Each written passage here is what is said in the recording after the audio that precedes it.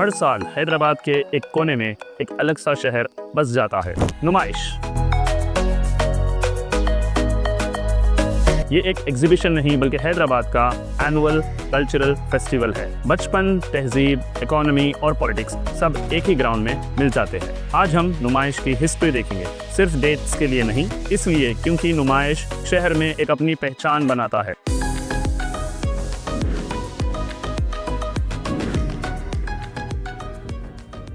नुमाइश एक उर्दू लफ्ज है।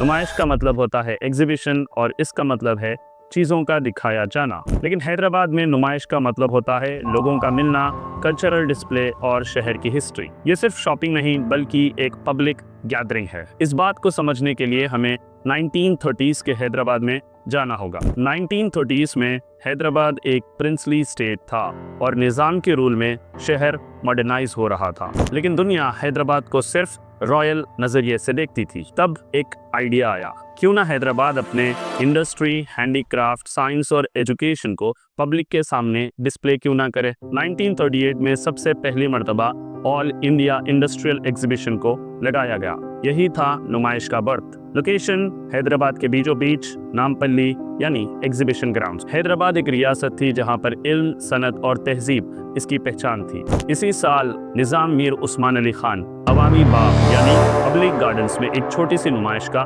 इनॉग्रेशन करते हैं। इसका नाम था नुमाइश-ए-मसनूआत मुल्की, यानी अपने मुल्क में बनी हुई चीज़ों की नुमाइश। ये हिस्ट्री बताती है कि निज़ाम खुद नुमाइश आया करते थे और आकर यहाँ के ट्रेडर्स, क्राफ्ट्समैन, हैंडीक्राफ्ट पर्सन्स को एनकरेज करते थे। नुमाइश की फाउंडेशन उस्मानिया यूनिवर्सिटी के कुछ क्वालिफाइड एजुकेटेड स्टूडेंट्स ने रखी थी। उनका मकसद साफ था, मकामी सनत को फरोग देना, कारीगरों को पहचान देना और हैदराबाद को सेल्फ रिलायंट बनाना। पहली नुमाइश आज जैसी बिल्कुल नहीं थी। न झूले होते थे, न ब्रांड्स और ना ही ज्यादा शॉपिंग, न शोर शराबा और ना ही इतनी ज्यादा पब्लिक। ये नुमाइश 10 डेज तक चलती थी जिसमें सिर्फ 100 स्टॉल्स हुआ करते थे। नीयत छोटी नहीं थी लेकिन स्केल छोटा था। 1948 के बाद हैदराबाद का फ्यूचर अनसर्टेन था। प्रिंसली स्टेट्स खत्म हो चुके थे, बहुत सारे इंस्टीट्यूशंस बंद हो चुके थे, लेकिन नुमाइश नहीं रुकी। ये एक टर्निंग पॉइंट था। नुमाइश अब रॉयल लीगेसी का पार्ट नहीं रही बल्कि पब्लिक ओन्ड नुमाइश बन गई।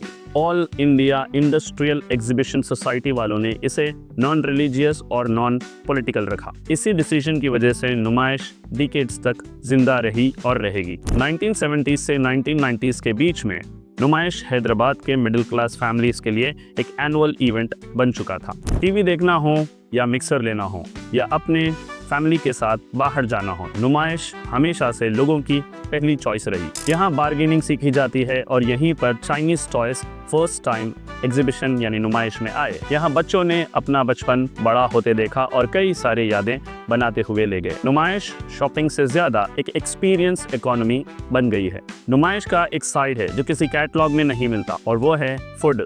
ईरानी चाय, केबाब्स, स्वीट्स और डोसास सब एक ही लेन में अवेलेबल है। यहाँ सिर्फ खाना नहीं दिखता बल्कि शहर का टेस्ट एवॉल्व होता है। और अगर राइड्स की बात की जाए तो यहाँ पर है जाइंट व्हील, ड्रैगन ट्रेन और हॉरर हाउस, यानी हर जनरेशन के लिए कुछ ना कुछ। And the most awaited thing, मौत का कुआं, जहाँ पर कार से लेके बाइक्स तक बहुत ही निराले अंदाज में चलाए जाते हैं। नुमाइश ने प्रूफ किया कि कल्चर सीरियस होने के साथ साथ फन भी हो सकता है। आज जब मॉडर्न वर्ल्ड में मॉल्स और ई कॉमर्स आपको सब कुछ ऑफर करते हैं, नुमाइश अपनी जगह टिकी हुई है। क्यों?